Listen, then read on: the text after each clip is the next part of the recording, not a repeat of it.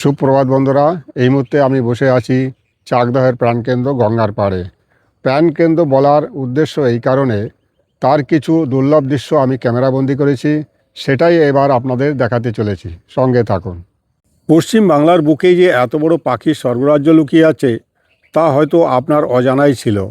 নদিয়ার চাকদহ গৌরনগর ঘাট থেকে মিলনগড় ফেরিঘাট এই মাত্র 2 কিলোমিটারের পথ, কিন্তু এখানে যা দেখবেন তা সম্ভবত সারা বাংলায় বিরল। আমার ক্যামেরায় ধরা পড়েছে হাজার হাজার লক্ষ লক্ষ পাখির এক দুর্লভ দৃশ্য।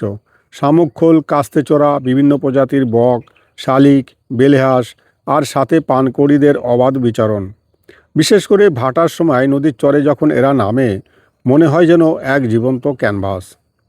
বলাগড়ি চরের এই বিশাল তৃণভূমি যেন এই পাখিদের নিজেদের অন্দরমহল। ছোট ডিঙ্গি নৌকায় করে এই চরের সরু খালগুলোর ভিতর দিয়ে ঘুরে বেড়ানোর অনুভূতি সম্পূর্ণ আলাদা। আমার তো মনে হয় পরিকল্পিতভাবে এগোলে এটি পশ্চিমবঙ্গের অন্যতম সেরা পর্যটন কেন্দ্র এবং একটি পূর্ণাঙ্গ বার্ড ওয়াইল্ড লাইফ স্যাঞ্চুয়ারি হয়ে ওঠার দাবি রাখে। পাখি প্রেমী হলে একবার অন্তত এখানে নৌকা বিহার করে দেখুন, ভালো আপনার লাগবেই। আমি এই ভিডিওর মাধ্যমে পাখি প্রেমীদের জন্য বার্তা দিতে চাইছি, যারা এই অঞ্চলে পাখি দেখতে আসবেন তারা সময় করে অবশ্যই ভাটার সময়ে আসবেন, তাহলে প্রচুর পরিমাণে পাখি দেখতে পারবেন।